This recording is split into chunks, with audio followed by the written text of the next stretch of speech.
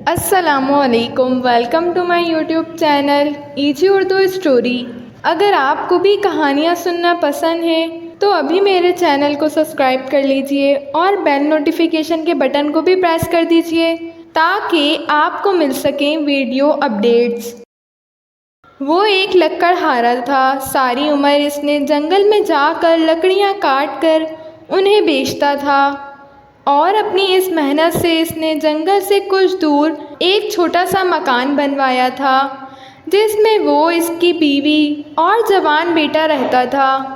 بیوی کا نام نادیہ تھا اور بیٹے کا شرفو۔ تینوں آرام اور سکون سے زندگی بسر کر رہے تھے۔ کام صرف لکڑہارا کرتا تھا۔ بیوی اور بیٹا کوئی ایسا کام نہیں کرتے تھے جس میں آمدنی میں اضافہ ہو۔ بیوی ہانڈی روٹی پکاتی تھی اور بیٹا گھر ہی میں رہ کر چھوٹے موٹے کام کرتا تھا۔ لکڑہارا بوڑھا ہو چکا تھا۔ بڑھاپے کی وجہ سے اس میں پہلے جیسی ہمت نہیں رہی تھی۔ وہ آئے دن بیمار رہتا تھا، مگر اسے کوئی ایسی پریشانی نہیں تھی۔ سمجھتا تھا کہ میرا شرفو اب بچہ نہیں رہا، آسانی سے گھر کی ذمہ داری سنبھال سکتا ہے۔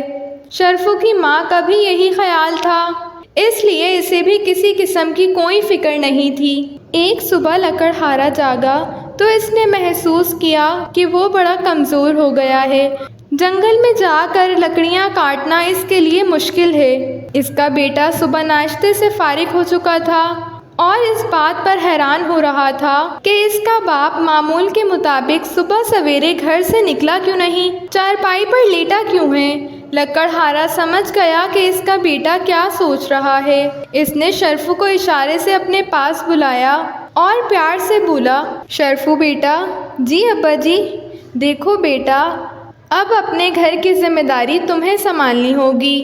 میں بوڑھا ہو گیا ہوں، بیمار بھی رہتا ہوں، تو فرمائیں ابا جی۔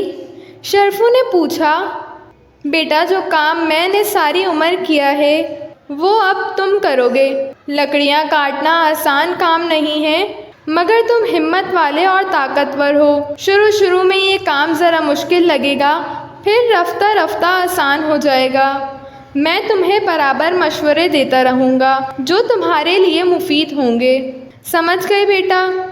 شرفو نے ہاں میں سر جھکا دیا۔ شاباش بیٹا، مجھے تم سے یہی امید تھی۔ شوق سے کام کرو گے تو ڈھیر سارے پیسے کما لو گے۔ شرفو کی ماں پاس ہی کھڑے یہ گفتگو سن رہی تھی۔ شرفو کے باپ نے اس کی طرف دیکھ کر کہا، نادیہ میرا کلہاڑا لے آؤ۔ نادیہ اندر سے کلہاڑا لے آئی۔ بیٹا، یہ ہمارا ورثہ ہے، اس کی حفاظت کرتے رہنا، کیونکہ اس کے ذریعے سے تو ایک لکڑہارا پیڑ سے لکڑیاں کاٹتا ہے۔ یہ کہتے ہی لکڑہارا چارپائی سے اٹھ بیٹھا اور اس نے کلہاڑا اٹھا کر شرفو کے کاندھے پر رکھ دیا اور اسے بتانے لگا کہ اچھے پیڑ کہاں کہاں ہیں، کتنی لکڑیاں ہر روز کاٹنی ہوں گی اور انہیں کس طرح گارڈ بنا کر سر پر اٹھا کر شہر میں وہاں لے جانا ہوگا جس جگہ لکڑیاں بیچی جاتی ہیں۔ لکڑہارے نے اسے اس جگہ کا نام بھی بتا دیا۔ شرفو بڑے شوق سے باپ کی بات سن رہا تھا۔ اس کا یہ شوق دیکھ کر اس کے ماں باپ دونوں بہت خوش تھے۔ جب لکڑہارے نے وہ سب کچھ بتا دیا جو وہ اپنے بیٹے کو بتانا چاہتا تھا تو کہنے لگا، لو شرفو، آج سے کام شروع کر دو۔ شرفو کی ماں نے بیٹے کو ڈھیروں دعائیں دیں اور شرفو کلہاڑا کاندھے پر لگائے اپنے گھر سے نکل گیا۔ جنگل کا راستہ وہ اچھی طرح جانتا تھا۔ ابھی سورج طلوع نہیں ہوا تھا کہ وہ باپ کی بتائی ہوئی جگہ پر پہنچ گیا۔ 20 پیڑ تھوڑے تھوڑے فاصلے پر ایک قطار میں کھڑے تھے۔ اس کے باپ نے بتایا تھا کہ پہلے پیڑ کی شاخ جھکی ہوئی ہے، ان شاخوں کو کاٹنا آسان ہے، پہلے یہی شاخ کاٹنا۔ وہ ایک لمبی جھکی ہوئی شاخ کو کاٹنے کی کوشش کر رہا تھا کہ اچانک اس کی نظر ایک شاخ کے اس مقام پر پڑی جہاں سے یہ پیڑ سے پھوٹی تھی۔ اس نے دیکھا کہ وہاں چڑیوں نے ایک گھونسلہ بنا رکھا ہے۔ اس نے 2-3 بچے بھی اس گھونسلے میں دیکھے تھے۔ یہ گھونسلہ دیکھ کر فوراً اس کے ذہن میں یہ سوال اٹھا، میں نے یہ شاخ کاٹی تو کیا گھونسلہ تباہ نہیں ہو جائے گا؟ اس میں اپنے سوال کا خود جواب دیا، بالکل تباہ ہو جائے گا، اور وہ بچے جو اس گھونسلے میں پرورش پا رہے ہیں نیچے گر کر مر جائیں گے۔ اور ان کے ماں باپ کو بڑا دکھ ہوگا۔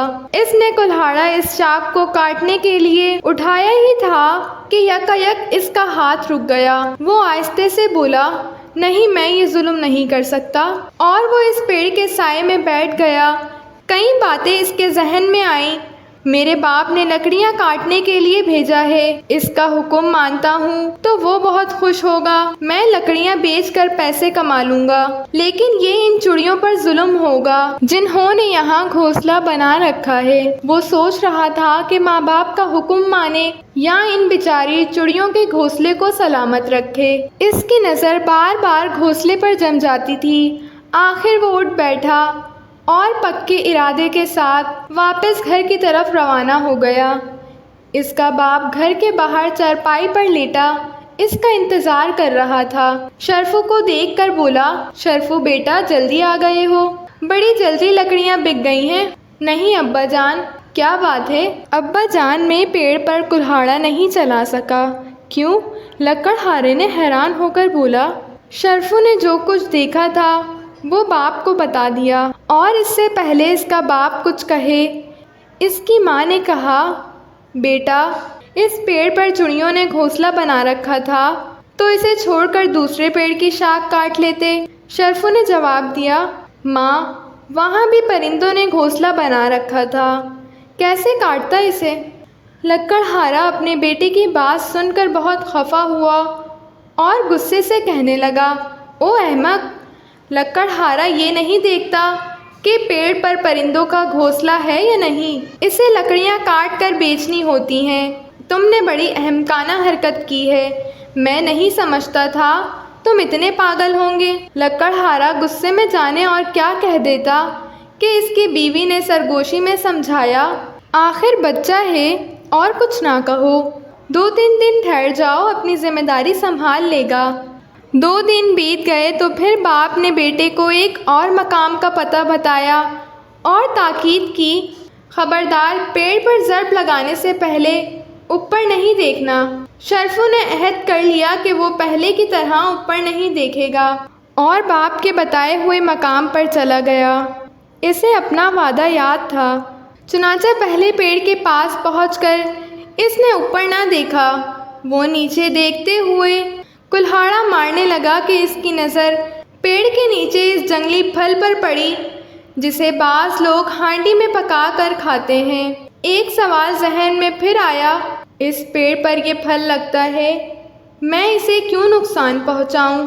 کیا اس کی شاخ کاٹنے سے اس پھل کا کچھ حصہ ضائع نہیں ہو جائے گا؟ کیا یہ ان لوگوں کے لیے زیادتی نہیں ہوگی جو اسے ہانڈی میں پکا کر کھاتے ہیں؟ وہ دیر تک اس پیڑ کے نیچے بیٹھا رہا اور سوچتا رہا۔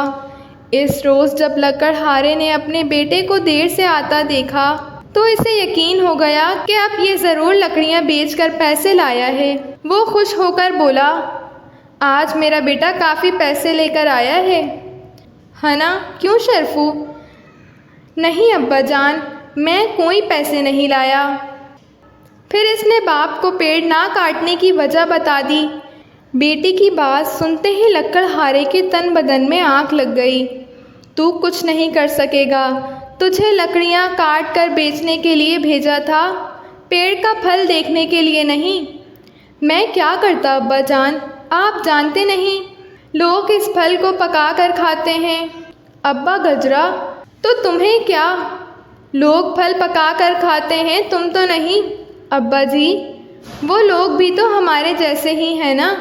لکڑہارے کا غصہ بڑھتا جا رہا تھا کہ اس کی بیوی نے پھر اسے سمجھایا، بس اب اور کچھ نہ کہو، مجھے امید ہے شرفو سیدھے راستے پر آ جائے گا۔ لکڑہارا بولا، اب کہ میں برداشت کر لیتا ہوں، آئندہ اس نے ایسی بیہودہ حرکت کی تو میں اسے گھر سے نکال دوں گا۔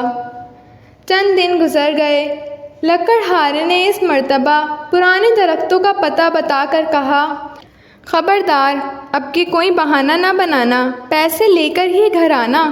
شرفو جنگل میں گیا۔ اس نے پرانے پیڑ دیکھے، بہت بوڑھے ہو چکے تھے۔ انہیں دیکھ کر وہ سوچنے لگا، انہوں نے برسوں تک مسافروں کے لیے ٹھنڈے سائے مہیا کیے ہیں، تھکے ہوئے لوگ ان کے نیچے بیٹھ کر سکون حاصل کرتے رہے ہیں۔ انہیں کاٹنا انسان کے ان محسوسوں کا احسان ماننے کے بجائے ان پر الٹا ظلم ہوگا۔ اور وہ واپس آنے لگا۔ راستے میں ایک نہر پڑتی تھی۔ اس کے پل سے گزرتے ہوئے اس نے کلہاڑا نیچے پانی میں پھینک دیا کہ نہ یہ ہوگا اور نہ مجھے لکڑیاں کاٹنے کے لیے کہا جائے گا۔ شہر میں ایک بازار سے گزرتے ہوئے اس نے کئی دکانیں دیکھ کر سوچا، یہ کام اچھا ہے، میں بھی ابا جان سے کہہ کر بازار میں ایک ایسی دکان کھول لوں گا۔ اس روز وہ شام کے قریب اپنے گھر پہنچا۔ لکڑہارے کو پورا یقین تھا کہ اس کا بیٹا ضرور لکڑیاں بیچ کر آیا ہے۔ تو آج تم نے کتنا کام کیا؟ باپ کا یہ سوال سن کر شرفو بولا، ابا جان، پیڑ تو میں نہیں کاٹ سکتا، وہ ساری عمر مسافروں کو ٹھنڈے سائے دیتے رہے ہیں۔ میں نے سوچ لیا ہے کہ میں بازار میں ایک دکان پر بیٹھا کروں گا۔ بیٹے کے منہ سے جیسے ہی یہ الفاظ نکلے، لکڑہارا اپنے غصے پر قابو نہ رکھ سکا اور اسے اسی وقت گھر سے نکال دیا۔ ماں نے دخل دینا چاہا تو لکڑہارے نے اسے بھی جھٹک دیا۔ بس بس، اب تم ایک لفظ نہیں کہو گی۔ شرفو گھر سے نکل کر چلنے لگا۔ اس کا کوئی ٹھکانہ تو تھا نہیں، کہاں جا سکتا تھا۔ چلتا گیا یہاں تک کہ اس کے قدم تھک گئے۔ اس کے لیے ایک قدم اٹھنا بھی دوبر ہو گیا تھا۔ قریب ہی ایک بڑی شاندار حویلی تھی۔ وہ اس کے دروازے پر گر پڑا اور بے ہوش ہو گیا۔ ادھر لکڑہارا اور اس کی بیوی اپنے بیٹے کی جدائی میں تڑپ رہے تھے۔ لکڑہارا بری طرح پچھتا رہا تھا کہ اس نے بیٹے کو گھر سے کیوں نکال دیا۔ ایک دن دونوں بیٹے کی بات یاد کر کر رو رہے تھے کہ ان کے مکان کے آگے ایک بگی رکی۔ اس میں ایک شخص اترا اور لکڑہارے کے دروازے پر دستک دینے لگا۔ کیوں جناب، کیا بات ہے؟ لکڑہارے نے دروازہ کھول کر اس آدمی سے پوچھا، آپ کو آپ کی بیوی کو نادر خان نے بلایا ہے۔ نادر خان کون ہے؟ لکڑہارے نے یہ نام پہلی بار سنا تھا۔ آپ نے نادر خان کا نام نہیں سنا؟ جی نہیں، وہ بڑے آدمی ہیں، سب ان کی عزت کرتے ہیں، مہربانی کر کے بگی میں بیٹھ جائیں۔ لکڑہارا اور اس کی بیوی بگی میں بیٹھ گئے۔ بگی انہیں ایک خوبصورت اور شاندار باغ میں لے آئی۔ وہ باغ کو دیکھ دیکھ کر حیران ہو رہے تھے کہ ایک طرف سے آواز آئی، ابا جان، اماں، ارے شرفو! لکڑہارا اور اس کی بیوی اپنے بیٹے کو دیکھ کر حیران ہو گئے۔ شرفو نے اعلیٰ قسم کا لباس پہن رکھا تھا اور بہت خوش لگتا تھا۔ تم یہاں کہاں؟ شرفو کی ماں نے پوچھا۔ شرفو کہنے لگا، اماں، اس شام جب ابا جان نے مجھے گھر سے نکالا تھا تو میں تھک کر ایک حویلی کے دروازے پر گر پڑا۔ اس حویلی کے مالک نادر خان ہیں، جنہوں نے یہ دیکھ کر کہ مجھے پیڑوں اور پرندوں سے بڑی محبت ہے، اپنے باغ کا مالی بنا دیا ہے۔ وہ ہیں میرے محسن۔ نادر خان قریب آ گئے اور کہنے لگے، واقعی شرفو کی اس بات نے مجھے بہت متاثر کیا تھا کہ اسے پیڑوں کا بڑا خیال ہے، پیڑوں سے محبت کرتا ہے۔ میں نے اسے اپنے باغ کے پیڑوں کی رکھوالی کا کام سپرد کر دیا ہے۔ وہ یہاں نئے نئے پیڑ لگائے گا اور ان کی حفاظت کرے گا۔ اس نے پیڑوں سے محبت کی ہے اور پیڑوں نے اس کی محبت کا یہ بدلہ دیا ہے۔ شرفو کے اصرار پر اس کے ماں باپ بھی وہیں رہنے لگے اور خوشی خوشی زندگی بسر کرنے لگے۔ ساجد کامبو۔ برسوں پہلے کی بات ہے، ایک شہزادے سے دوستی ہو گئی۔ ہوا یوں کہ شہزادہ شکار کے لیے جنگل میں گیا کہ اچانک سامنے سے شیر آ گیا۔ اس کے دھار سے گھوڑا بدک گیا، جس کی وجہ سے شہزادہ توازن برقرار نہ رکھ سکا اور گر گیا۔ شیر کو بالکل سامنے دیکھتے ہوئے شہزادے نے فوراً تلوار نکالی اور مقابلے کے لیے تیار ہو گیا۔ شیر کے اس جانب لپکا، شہزادے نے تلوار گھمائی جو شیر کی پسلیوں میں لگی۔ اب زخمی شیر اور بھی خطرناک ہو گیا تھا۔ اس نے شہزادے پر چھلانگ لگائی تو شہزادے کے ہاتھ سے تلوار گر پڑی۔ شیر نے شہزادے کو زخمی کر دیا۔ شہزادے نے خوب مقابلہ کیا، مگر بھیڑیے درندے سے مقابلہ آسان نہ تھا۔ قریب تھا کہ شہزادے کی گردن دبوچتا۔ اچانک شیر دھاڑ کے پیچھے کو مڑا۔ کسی نے اس کی کمر میں بڑی زور سے کلہاڑا مارا تھا۔ شیر دھاڑ کر جنگل کی طرف بھاگ گیا۔ شہزادے نے دیکھا کہ ایک خوبصورت نوجوان نے فوراً شہزادے کو اٹھایا، ایک محفوظ جگہ پر لے جا کر اس کی مرہم پٹی کی۔ کچھ دیر بعد شہزادے کے محافظ اسے ڈھونڈتے ہوئے پہنچ گئے۔ انہوں نے شہزادے کو دوسرے گھوڑے پر بٹھایا اور محل کی طرف روانہ ہو گئے۔ یوں لکڑہارے کی شہزادے سے دوستی ہو گئی اور اس کی تیمارداری کے لیے مہمان آنے لگے۔ شہزادہ اسے پسند کرنے لگا تھا کیونکہ وہ ذہین، عقل مند اور بہادر تھا، لیکن بادشاہ کو ان کی دوستی ایک آنکھ نہ بھاتی تھی۔ اس نے شہزادے کو حکم دیا کہ اس سے دوستی ختم کر دے۔ شہزادے نے احتجاج کیا کہ وہ میرا محسن ہے اور بہت اچھے اخلاق کا مالک اور ذہین انسان ہے۔ غریب ہونا کوئی جرم نہیں۔ ایسے سمجھدار نے دوستی کا ہاتھ بڑھایا ہے، اب مجھے زیب نہیں دیتا کہ اس سے تعلق توڑوں۔ بادشاہ نے حکم جاری کیا کہ اس کے اور اس کے خاندان کو ملک برد کر دیا جائے۔ یوں ایک فوجی دستے لکڑہارے کو بے یار مددگار سرحد سے باہر چھوڑ آیا گیا۔ کئی دنوں کی مسافت کے بعد وہ بھوکا پیاسا ایک بڑے شہر پہنچا، جہاں کھلے میدان میں بڑے چبوترے پر بڑے بڑے پگڑیوں والے بہت سے سردار، امارا اور تاجر بیٹھے تھے، جن کے سامنے میز پر پنجرے میں ایک پرندہ تھا۔ لکڑہارے نے اس بڑے عالیشان مجمع کا سبب پوچھا تو معلوم ہوا کہ کل ان کا بادشاہ فوت ہو گیا، آج یہاں نئے بادشاہ کا انتخاب ہوگا۔ ساجد کامبھو کچھ لمحے میں چبوترے پر رکھا پنجرہ کھولنے جانے لگا۔ اس میں بیٹھا پرندہ جس کے کاندھے پر بیٹھے گا وہی ہمارا بادشاہ ہوگا۔ لکڑہارا شرفو یہ دلچسپ منظر دیکھنے لگا۔ قسمت کی خوبی، جب پنجرہ کھل گیا تو پرندہ اڑ کر شرفو کے کاندھے پر آ بیٹھا۔ لوگوں نے تالیاں بجائیں اور اپنے نئے بادشاہ کو محل لے آئے، اور رسومات کی ادائیگی کے بعد بادشاہت کا تاج شرفو کے سر پر سجا دیا گیا۔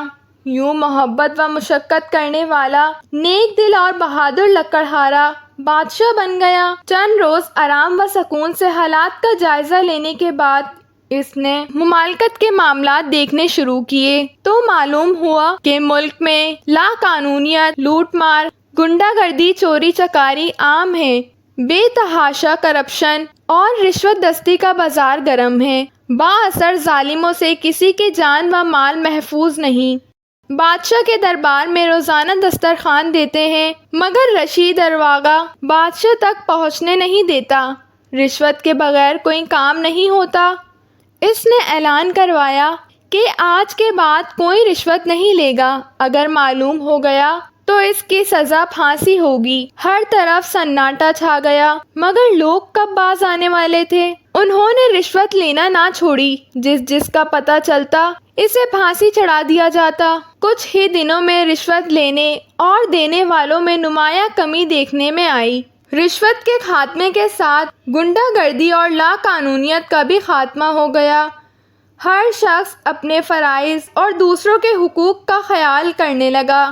یوں ملک میں اصلاح حوال کی صورت بنی اور تعمیر و ترقی کا نیا دور شروع ہو گیا۔ ریاست کی تعمیر و ترقی کی شدت شہرت چاروں طرف پھیل گئی تو شرفو کو ملک برد کرنے والے بادشاہ نے اس سے ملنے کی خواہش کا اظہار کیا۔ شرفو نے اپنا ولی عہد کرنے کی شرط لگائی۔ بادشاہ اپنا ولی یعنی شہزادے کو لے کر بادشاہ کے دربار میں پہنچا تو اپنے دوست کو دیکھ کر حیران رہ گیا۔